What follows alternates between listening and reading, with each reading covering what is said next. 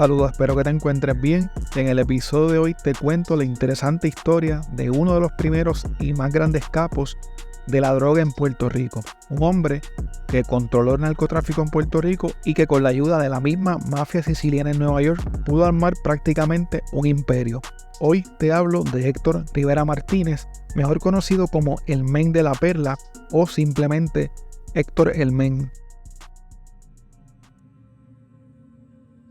El Men comenzó su lucrativa empresa criminal en la década de los 60. Se dice que este comenzó a distribuir heroína en Puerto Rico desde la barriada La Perla a partir del 1968, pero no fue hasta el 1978 donde verdaderamente se convirtió en un capo, gracias en parte a su conexión directa con miembros de la familia Gambino de Nueva York. El Men comenzó a negociar directamente con uno de los capos de la familia Gambino, llamado Giuseppe Pelerito, en el 1978. A partir de ese año, el Men comenzó a enviar miembros de su organización a Nueva York, quienes hacían negocios con los sicilianos en distintos hoteles de esa ciudad. Pelerito, a quien le decían Joe el Italiano, y su lugarteniente Giuseppe Tabita, a quien le decían Joe Salvato, llegaron a venir a Puerto Rico en múltiples ocasiones a realizar varios negocios y en ocasiones a realizar gestiones de cobro. El Men fue arrestado junto a varios miembros de su familia y de su organización en un operativo conjunto entre la DEA y la Policía de Puerto Rico llamado Operativo El Morro. Ese día, los agentes allanaron la casa del Men ubicada en la urbanización Vista del Morro en Cataño y también un complejo de comercios, casas y oficinas que éste había desarrollado en esa zona.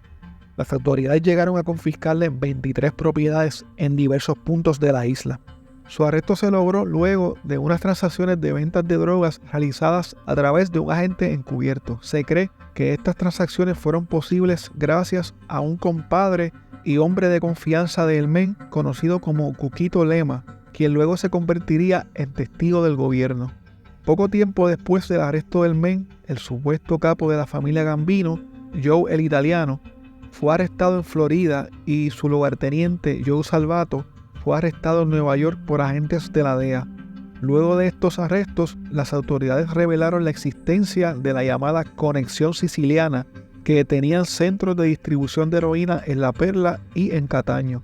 Joe el Italiano era considerado uno de los principales distribuidores de heroína en Estados Unidos y era quien le suplía la droga a el Men directamente desde Nueva York.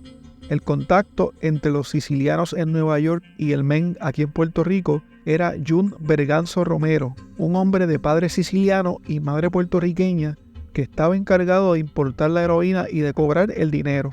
Berganzo era concuñado del Men y junto a él se arrestó a Armando Serrano, quien también se encargaba de distribuir droga en Puerto Rico. Jun Berganzo tenía 2 negocios en Manatí, incluyendo una pizzería, y gracias a su padre siciliano estaba muy conectado con la mafia en Nueva York. Según las autoridades, Berganzo era el hombre de confianza de Joe el Italiano y este comenzó a traerle la heroína a el Men a finales de los años 70, cuando este se mudó de La Perla a la urbanización Villa del Morro. Se dice que Berganzo operó un punto de distribución de heroína en La Perla entre el 1983 y 1984. En conexión a la organización del Men, las autoridades también acusaron a Miguel Reyes, conocido como Miguel Frito, a Joaquín Rocky Beltrán, a Víctor Junior Peyot y a Alberto Papo Avilés. Pero la relación entre los sicilianos y el Men se había deteriorado. Según la investigación hecha por las autoridades en el 1987, Joe el Italiano había ordenado la ejecución del Men y el propio FBI le informó a este que su vida corría peligro. De acuerdo con el agente federal Ángelo Guzmán, cuando el FBI escuchó la conversación en la que se hablaba de ejecutar al Men, agentes federales de San Juan lo interceptaron en la calle y le dijeron que tenían información de que lo iban a matar. Ese mismo día, los agentes le ofrecieron protección, pero este se negó. Les dijo que él no necesitaba ninguna protección y que él no sabía por qué alguien quería hacerle daño. Estas declaraciones fueron hechas por el propio agente Guzmán en la vista de detención contra Joe el Italiano ante el juez federal Justo Arenas. El juez ordenó que Joe el Italiano fuera encarcelado sin derecho a fianza hasta la fecha del juicio, porque lo consideraba un peligro para la comunidad y para la seguridad de los testigos de la fiscalía. El juez Arenas también ordenó la encarcelación sin fianza de su lugarteniente Joe Salvato. El agente Guzmán declaró que Joe el Italiano tenía 37 años y que era un colaborador cercano de Pascual Conte, el supuesto jefe de jefes de la familia Gambino en los Estados Unidos. Como parte del caso, los fiscales Guillermo Gil y Everett de Jesús presentaron 4 grabaciones de conversaciones telefónicas de Joe el Italiano que fueron interceptadas por el FBI en Nueva York, en las cuales se impartían órdenes para tumbarle el cuello a El Men, porque aparentemente este le debía una gran suma de dinero a la mafia siciliana. Según el agente Guzmán, El Men le compraba mensualmente a Joe el Italiano entre 2 a 3 kilos de heroína blanca de alta calidad a precios al por mayor que fluctuaban entre los $200,000 y $250,000 por kilo. En una llamada grabada el 17 de mayo de 1987, un narco boricua llamado Tommy Rodríguez llamó a Joe el Italiano para preguntarle qué era lo que iban a hacer con El Men. Joe el Italiano le dijo a Tommy que El Men tenía un supermercado en la urbanización Vista del Morro en Cataño, que fueran a cobrarle y que si no pagaba, que le tumbaran la cabeza. Sin embargo, luego le dijo en otra llamada que quería hablar primero con él, que lo agarraran hasta que él llegara a Puerto Rico. En otra grabación, Joe el Italiano llamó a Puerto Rico y le contestaron de Héctor Rivera Sport Promotions, una empresa de promociones de boxeo que era dirigida por El Men. Durante la llamada, Joe le preguntó a El Men que cuándo le iban a pagar el dinero que le debían, y El Men le dijo que no lo molestara más. La llamada se puso tensa, ambos se amenazaron entre sí y El Men le colgó el teléfono. Los federales también grabaron una conversación entre Jun Berganzo y Joe el Italiano, en la que éste lo presiona para que le pagaran el dinero que se le debía. Joe el Italiano le dijo a Berganzo que hablara con la esposa del Men para que saldara toda la deuda y a cambio él cancelaría el contrato de muerte que le había puesto. Antes de que comenzara el juicio, el Men se mantuvo firme en su decisión de no declararse culpable y rechazó cualquier oferta para cooperar con las autoridades federales. Sin embargo, se supo que sí estaba considerando declararse culpable a cambio de que se desestimaran los cargos de narcotráfico que pesaban en contra de su madre de 62 años. La madre del Men era conocida como Doña Catalina y, según las autoridades, esta tenía una importante posición en el culto de la santería en Puerto Rico. Luego de su arresto, Doña Catalina se encontraba recluida bajo custodia federal en un hospital de San Juan en el que recibía tratamiento para una grave enfermedad que sufría. Aunque su defensa solicitó que fuera puesto bajo fianza, el juez federal que estuvo a cargo de su caso le denegó la fianza debido a su alegada peligrosidad. Según el juez, esta supuestamente tenía decenas de ahijados en la santería que pertenecían al bajo mundo y que supuestamente estaban dispuestos a ejecutar cualquier crimen violento que ella les ordenara.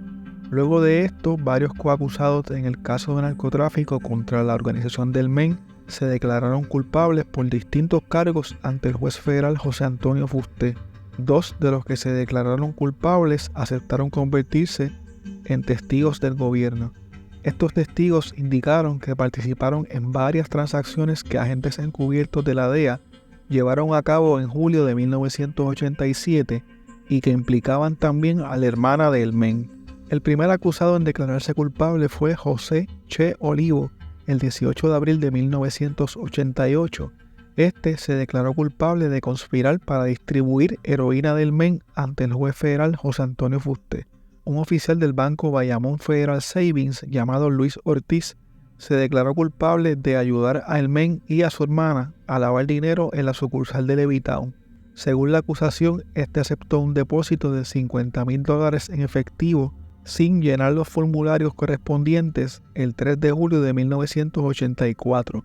También declaró que él y otros empleados de la misma sucursal colaboraron durante un año para lavar grandes cantidades de dinero perteneciente a la organización del Men. Lichi Alicea y Papo Avilés también se declararon culpables y admitieron haber trabajado como distribuidores de heroína para la organización del Men. Nito Pérez se declaró culpable de procesar y empacar heroína y Goyo Cárdenas se declaró culpable de conspirar para traer heroína desde Nueva York a ser distribuida por la organización del Men en Puerto Rico. Juan Berganzo, el concuñado del men, y Pito Rodríguez se declararon culpables de un cargo de conspiración. Giuseppe Pellerito, alias Joe el Italiano, se declaró culpable ante el juez Fusté de suplir heroína a la organización del men durante varios años a partir del 1978. Por su parte, Giuseppe Tabita, alias Joe Salvato, logró un acuerdo con la fiscalía y aceptó que hacía entregas de heroína a miembros de la organización del men. Otros que también se declararon culpables fueron Chabelo Vázquez, Willo Santiago, Héctor del Valle, Luis Santana y Armando Serrano. Hubo un suceso que ocurrió durante el juicio que me resultó curioso e interesante. La madre del men, a través de sus abogados, pidió que los apodos de todos los acusados en el caso fuesen eliminados del sumario fiscal por entender que estos eran innecesarios y que perjudicaban el derecho constitucional de los acusados a tener un juicio justo e imparcial. Entre los apodos que figuraban en el sumario fiscal se encontraban el men, Cuca, Joe el Italiano, Joe Salvato, Joe Palermitano, Chino 22, Miguel Frito, Lichi, Papo, Junior, Willo, Doña Goya, El Canito, Pito y Chabelo.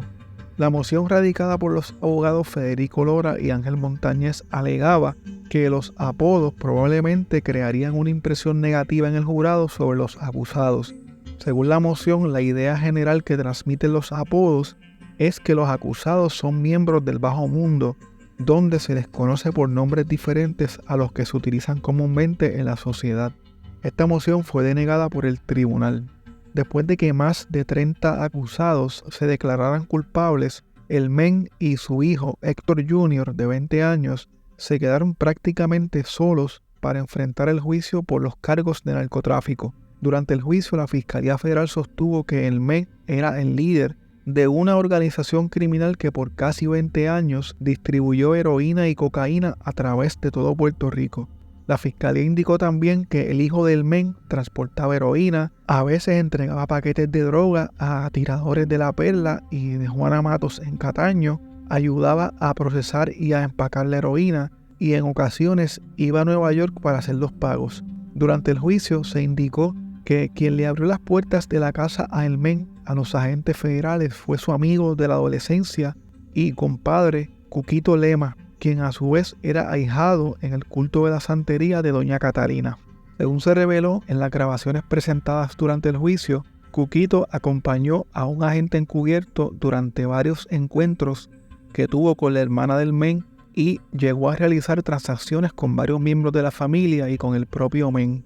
En junio de 1988, después de oír 4 grabaciones en las que se escuchaba a miembros de su familia realizando una venta de heroína con un agente encubierto, el men, quien tenía 42 años en ese entonces, y su hijo decidieron declararse culpables. El men dijo que lo que él buscaba al declararse culpable era que su esposa se quedara con sus hijos en su casa para que él pudiera irse tranquilo a cumplir su sentencia.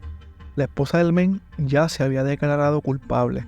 Luego de culminar el proceso de declararse culpable formalmente, el men suspiró profundamente, se despidió de su hijo con un beso en la mejilla y salió de la sala escoltado por varios alguaciles federales.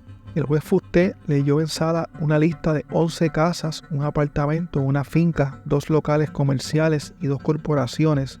Todo esto valorado en aproximadamente $2,5 millones que serían confiscados por el gobierno federal por haber sido adquiridos con dinero proveniente del narcotráfico. La mayoría de las propiedades del men estaban ubicadas en la urbanización Vista del Morro en Cataño. Allí tenía 9 casas, una pizzería, un supermercado y una compañía de promoción de boxeo. Aunque el 9 de junio de 1988 el men se había declarado culpable en el Tribunal del Distrito Federal de San Juan, en agosto el juez Fusté le negó un pedido de retirar el alegato de culpabilidad que había hecho. El juez también le negó una solicitud de que se le sometiera a un juicio por jurado. El juez Fusté señaló que no tenía duda alguna de que el día que el men se declaró culpable lo hizo voluntariamente y que sabía los derechos que perdía desde ese momento, entre los que estaba el ser sometido a un juicio por jurado. Antes de declararse culpable, el men les había pedido a los abogados de los demás acusados que trataran de lograr que a su madre y a su esposa la sentenciaran a probatorias, que le devolvieran algunas de las propiedades que le confiscaron y que su sentencia no fuera mayor de 40 años. Sin embargo, no se logró concretar ningún acuerdo. El men dijo que el día en que se declaró culpable, el sentido de culpabilidad hacia su familia y hacia otras personas inocentes era tan grande, lo que junto a unos medicamentos que se había tomado, no le permitía saber bien lo que estaba haciendo. El men dijo además que hacía tiempo que había perdido la confianza en su abogado, el licenciado Carlos Noriega, y que le llegó a pedir que se saliera del caso. En ese momento el juez le preguntó si aceptaba que el licenciado Noriega se saliera del caso y ambos estuvieron de acuerdo. Entonces el abogado se sentó en la silla de los testigos, algo que no podía hacer antes debido al privilegio de abogado-cliente. El licenciado Noriega declaró que fue a ver al men en más de 20 ocasiones en la penitenciaría estatal para preparar el caso y que éste le insistía mucho en que ciertas propiedades no las había comprado con dinero proveniente del narcotráfico. El abogado habló de varios intentos que hizo para negociarle una sentencia, pero alegó que no fue posible porque no le estaban dando todo lo que él pedía. El abogado le advirtió que si el caso llegaba a juicio lo iban a crucificar y que tenía que aceptar una oferta que ya había hecho la fiscalía de una sentencia de 35 años sin tener que devolver todas las propiedades. El licenciado Noriega indicó que su relación con el men se rompió cuando éste le pidió que no permitiera que uno de los testigos testificara. Sobre los medicamentos que había tomado el men, el doctor Prieto declaró que éste tenía que ingerirlos a diario debido a su precaria condición de salud. Sin embargo, el día en que se declaró culpable, él estaba competente para saber lo que hacía. El juez dijo que él recordaba muy bien lo que sucedió durante la vista en la que el men se declaró culpable y entendía que él estaba muy alerta y que se declaró culpable voluntariamente. Por estas razones estaba convencido de que debía denegar su moción. Luego de esto, el juez le preguntó si estaba de acuerdo en que la licenciada María Sandoval lo representara el día de la sentencia, a lo que el men contestó: ya mi moción fue denegada, no sé qué más puedo hacer, solo me queda entregarme en sus manos y yo estoy confundido, no sé qué voy a hacer, no sé qué otra cosa voy a hacer para que se vea mi juicio. Otro de los acusados que retractó su declaración de culpabilidad fue Giuseppe Pellerito, mejor conocido como Joe el Italiano. En su moción, la defensa aseguró que este tuvo problemas con varios de los abogados que había contratado desde que fue puesto bajo arresto. Según la moción, los abogados no le enseñaron la evidencia que había en su contra, a pesar de que él lo solicitó en varias ocasiones, en especial unas conversaciones telefónicas que la fiscalía iba a utilizar y que lo incriminaban en varias ventas de drogas. Joe el Italiano aseguró que él no quería declarar, pero lo hizo debido a que estuvo mal asesorado. En octubre de 1988, el juez Fusté le impuso una condena de 2 cadenas perpetuas sin derecho a libertad bajo palabra a Héctor el Men. El juez tuvo que adelantar la vista de sentencia ante una información de que había un complot para asesinarlo en el anexo Las Malvinas de la Penitenciaría Estatal de Río Piedras, donde éste estaba confinado en espera de su sentencia. El men llegó al tribunal bajo estrictas medidas de seguridad y se ordenó que lo transportaran ese mismo día a una prisión en los Estados Unidos. Doña Catalina, la madre del men, fue sentenciada a 5 años de prisión. Su hijo Héctor Jr. fue sentenciado a 10 años de prisión y su esposa a 8 años de prisión. Por su parte, Joe el Italiano fue sentenciado a 19 años de prisión.